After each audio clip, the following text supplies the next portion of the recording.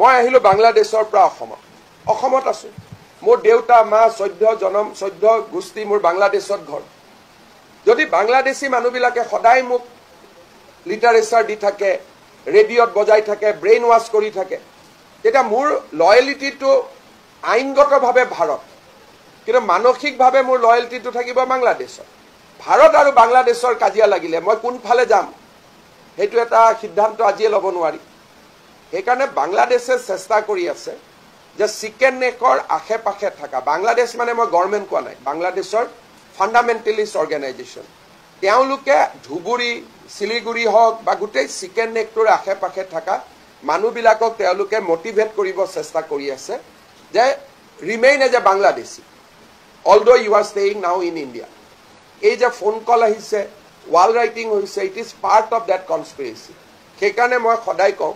যে উত্তৰ পূব ভাৰতৰ মানুহ পশ্চিম বংগৰ মানুহ অসমৰ মানুহ we are living on a fire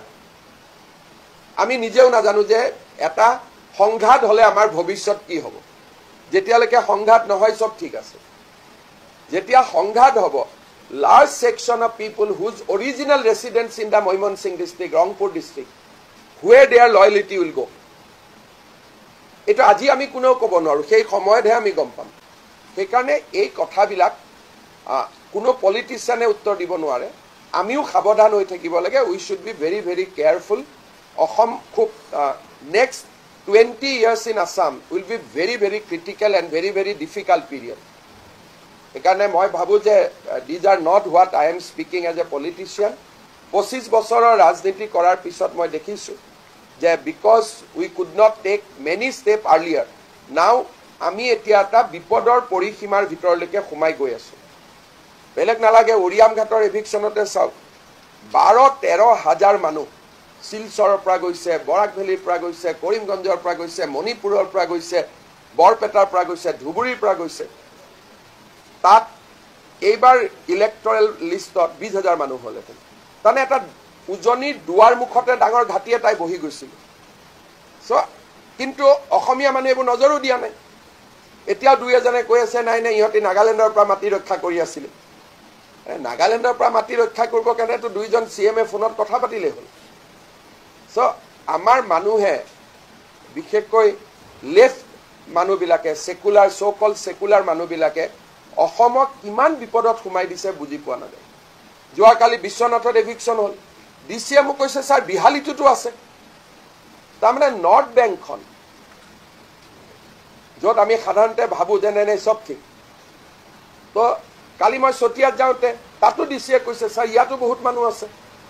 তাৰমানে একোটা জায়গাত যেতিয়া বহি লয় আৰম্ভ কৰ পৰা হ'ল তেজপুৰৰ কাষত এটো কি জায়গা 5 মাইলত তেওঁলোকে এটা কেন্দ্ৰ বনাই ললে তাৰ পিছত দে ষ্টাৰ্টেড স্প্ৰেডিং সব প্ৰথমতে সেন্টাৰ এটা বনাই লয় উৰিয়াম ঘাটটো সেন্টাৰ বনাই লৈছিল যেনেকৈ তেজপুৰত 5 মাইলটো সেন্টাৰ বনাইছিল আৰু এবাৰ 5 মাইলত যোৱাৰ পিছত এটা বিহালী মানুহখিনি খুদিলে কয় আমি 5 মাইলৰ পৰা আহিছো বিশ্বনাথৰ খিনিক কয় আমি 5 মাইলৰ পৰা আহিছো উৰিয়াম ঘাটত ঘাটি কৰিলে কৰি তেওঁলোক গল গোলাঘাটলৈকে যেটো আমি নেঘেৰি বিল এভিকশন নেঘেৰি বিল ইজ গোলাঘাট কনস্টিটুৱেন্সি নেঘেৰি বিলৰ নেক্সট ডেষ্টিনেশ্যন হৈছে তিতাবৰ কনস্টিটুৱেন্সি এটা লাইনতে আছে আসাম নাগালেণ্ড বৰ্ডাৰ তিতাবৰ পৰা নেক্সট ডেষ্টিনেশ্যন হল সোণাৰী নেক্সট ডেষ্টিনেশ্যন হল নাহৰকটীয়া গতিকে এই বস্তুটো লৈ যদি আজি আমি ব্ৰেক কৰি নিদিলোহেঁতেন নাগাটো আহিব 1 কিলোমিটাৰ মাটি কিন্তু এওঁলোক গৈ পালেহেঁতেন সোণাৰীলৈকে যিটো আমাৰ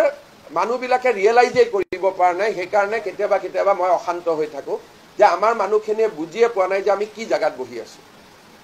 অকল উজনিখনে বাছি আছিল এতিয়া মই এটা 24ত মাৰ্ঘেৰিটাত যাম গোটেই মাৰ্ঘেৰিটাখনত সোমাই গৈছে মই তাৰ কাৰণে 24ত মাৰ্ঘেৰিটাত প্ৰগ্ৰাম ৰাখিছো আলোচনা কৰিম কিন্তু কোনেওতো আগত এইবিলাক এটা কৰিলেও আমাৰ মানুহখিনিয়ে ই এনেকুৱা কৰিছে উল্টাহে ক'ব খোজে মানুহখিনিয়ে বুজিয়ে পোৱা নাই যে আমি ক'ত আছো